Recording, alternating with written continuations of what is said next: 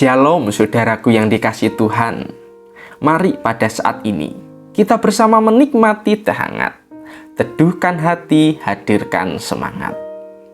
Pada saat ini kita akan membaca firman Tuhan yang diambil dari Injil Yohanes, pasal yang ketiga ayat yang ke-8 sampai ayat yang ke-19. Namun kita akan membacanya hanya pada ayat yang ke-17 saja. Demikianlah firman Tuhan. Sebab Allah mengutus anaknya ke dalam dunia bukan untuk menghakimi dunia, melainkan untuk menyelamatkannya oleh Dia.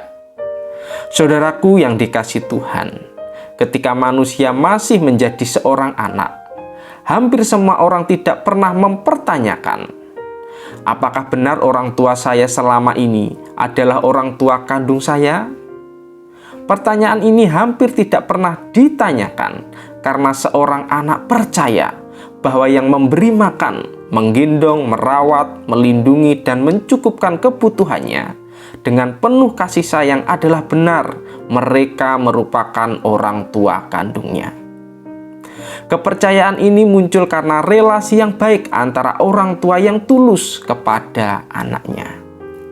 Namun pertanyaan bagi kita sebagai orang percaya, apakah engkau sungguh-sungguh yakin Yesus adalah Tuhan dan Juru Selamatmu? Pertanyaan ini bagi sebagian orang Kristen tidak penting dan tidak perlu dijawab, karena jawabannya pasti adalah iya. Namun dalam realitanya, ada sebagian orang Kristen yang percaya Yesus adalah Tuhan, akan tetapi dalam hatinya masih memiliki keraguan. Hal ini terbukti dari setiap perkataan dan tindakannya yang belum menunjukkan kesungguhan diri mereka adalah orang percaya. Ada 3 hal yang boleh kita ketahui dan renungkan untuk semakin mengenal dan percaya bahwa Yesus adalah Tuhan kita. Yang pertama, mengakui Yesus adalah anak Allah. Artinya, Dia adalah Allah yang turun ke dunia, menjelma menjadi manusia, sehingga apa yang dikatakan oleh para nabi tentang Dia dalam perjanjian lama adalah benar.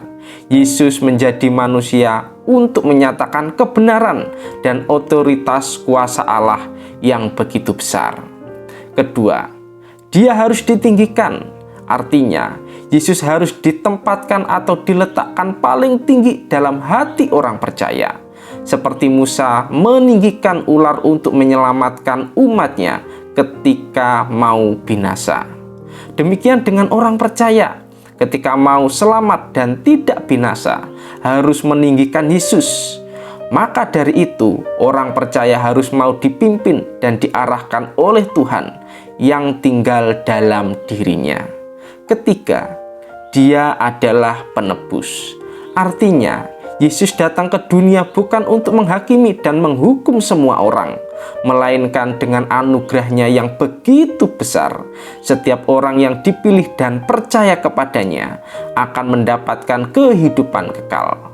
Cara yang Yesus lakukan ialah dengan rela digantung di kayu salib dan mati. Hal ini dilakukan Yesus karena Ia sangat mengasihi umatnya, sehingga umatnya boleh mendapatkan penebusan dari Allah dan kehidupan kekal. Maka daripada itu, mari kita memiliki kerinduan untuk mau mengenal Yesus semakin dalam lagi, sehingga kehidupan kita semakin menghargai apa yang Yesus kerjakan dalam hidup kita. Pada akhirnya, kita semakin mengenal dan mengasihi Yesus. Kita boleh menunjukkan dengan semangat melayani dan bersuka cita karena mendapatkan kepastian hidup kekal. Mari kita berdoa. Tuhan, kami menyadari di mana kami terkadang kurang memiliki kemauan untuk mengenal-Mu lebih dalam lagi. Ajarkan kami dan berikanlah hati kepada kami, supaya memiliki kerinduan untuk mendekat kepadamu, sehingga apa yang kami perbuat dan ucapkan boleh berkenan di hadapan-Mu. Di dalam nama Tuhan Yesus, kami sudah berdoa. Amin.